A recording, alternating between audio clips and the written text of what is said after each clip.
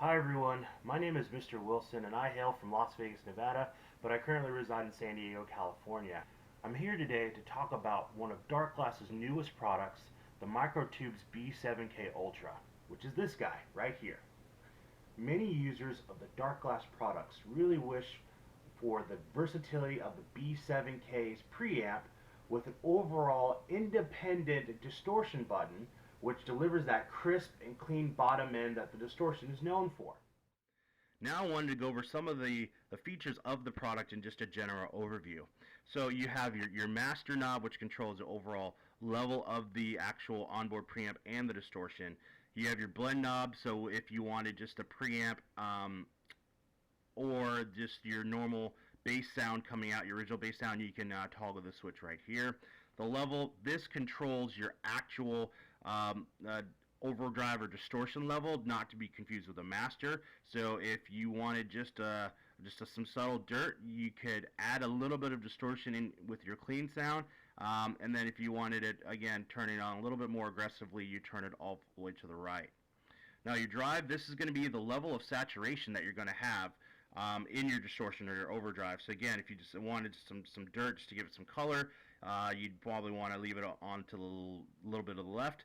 And then if you go all the way to the right, you're going to get on full on overdrive and distortion full bore. We're going to cover the attack and the grunt switch. The attack, think of this as how much treble addition to your overdrive or your distortion. Now you have three switches. If you pop it up, it's going to be kind of flat.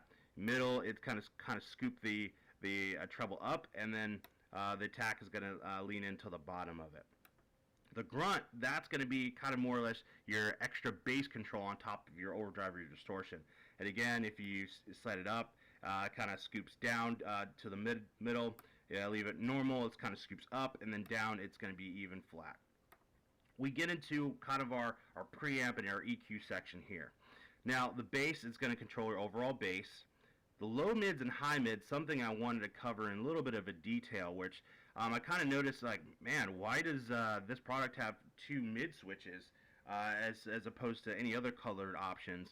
And I know that Doug, the owner and founder of Darkglass, he's a really big fan of mids, and when I'm initially started playing with this, I noticed how important they are, not just when you're doing slap or any melody stuff, but they really give you an extra tone option and color to your bass that I haven't personally experienced before, which is really great.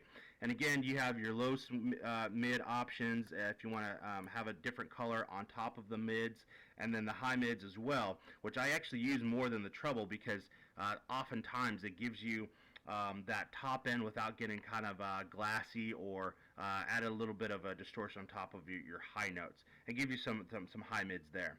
As well, you have your treble options. Again, if you really wanted that glassy tones, you could EQ it that way as well. Now you have your last two controls, which is the bypass feature and the distortion feature. The bypass is really just going to turn your preamp section on, so you have an independent switch as opposed to the distortion switch. So if you wanted to have them one off of the on, you have that option now, which is really great. Now the distortion, again, all you have to do is to click that on, and it turns your distortion on. Easy peasy. Now on the side of the product, you have your ground lift switch. And what I like best of all is the direct out switch. So it has definitely an XLR out, so that way this can go to your front of house, and you can use your own DI box as opposed to any other Soundman's DI box, which I like to be in control of. So this is going to be great. I'd first like to kind of walk you guys through my overall impressions from a pros and cons list, and just my overall thoughts. So from a pro standpoint, you have a really great preamp section.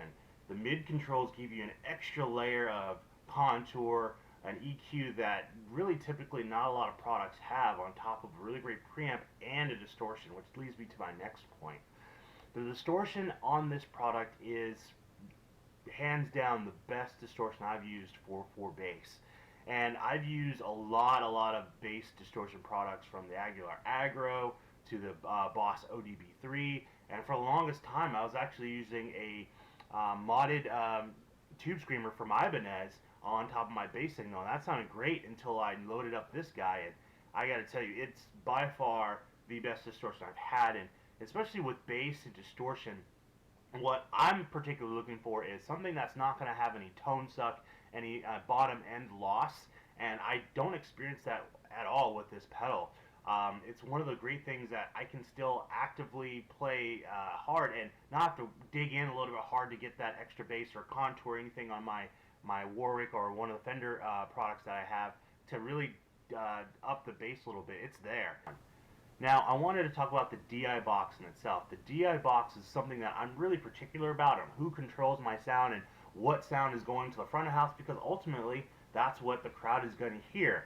And with the preamp mixed with the distortion, if I wanted to, this thing sounds great. Not on just my bass itself, but this on top of it sounds great. So I know coming off firsthand that the front of house guy is going to get a really clean bass signal from the box itself, and as soon as I kick on the distortion, it's going to be crisp and clean. It's not going to lose any of that bottom end. Now I wanted to cover a couple of cons that I have in relation to this product.